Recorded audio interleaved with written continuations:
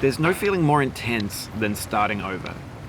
No. If you deleted your homework the day before it was due, as I have, or if you left your wallet at home and you have to go back after spending an hour in the commute. If you won some money at the casino and then put all your winnings on red but it came up black. If you got your best shirt dry cleaned before a wedding and then immediately dropped food on it. If you won an argument with a friend and then later discovered that they just returned to their original view. Starting over is harder than starting up. If you're not ready for that, like if you've already had a bad day, then what you're about to go through might be too much. Feel free to go away and come back. I'll be here. Alright, thanks for coming with me on this trip. I'll understand if you have to take a break at any point. Just find a safe place to stop and quit the game. And don't worry, I'll save your progress, always. Even your mistakes. This game is a homage to a free game that came out in 2002, titled Sexy Hiking. The author of that game was Jazzuo, a mysterious Czech designer who was known at the time as the father of B games.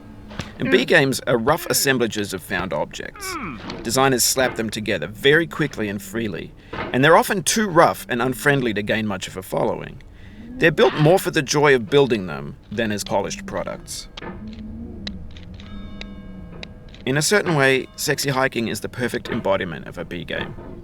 It's built almost entirely out of found and recycled parts, and it's one of the most unusual and unfriendly games of its time. In it, your task is simply to drag yourself up a mountain with a hammer. And that act of climbing, in the digital world or in real life, has certain essential properties that give the game its flavor. No amount of forward progress is guaranteed. Some cliffs are too sheer or too slippery. And the player is constantly, unremittingly in danger of falling and losing everything. Anyway, when you start Sexy Hiking, you're standing next to this dead tree that blocks the way to the entire rest of the game. It might take you an hour to get over that tree, and a lot of people never got past it. You prod and you poke at it, exploring the limits of your reach and your strength, trying to find a way up and over. And there's a sense of truth in that lack of compromise. Most obstacles in video game worlds are fake. You can be completely confident in your ability to get through them once you have the correct method or the correct equipment or just by spending enough time.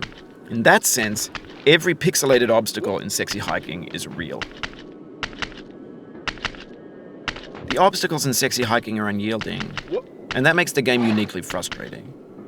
But I'm not sure Jazzuo intended to make a frustrating game.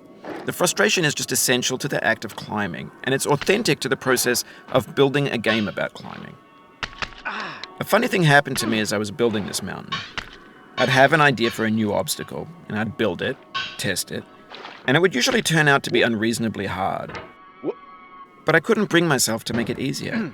It already felt like my inability to get past the new obstacle was my fault, as a player rather than as a builder. Imaginary mountains build themselves from our efforts to climb them, and it's our repeated attempts to reach the summit that turns those mountains into something real. When you're building a video game world, you're building with ideas, and that can be like working with quickset cement.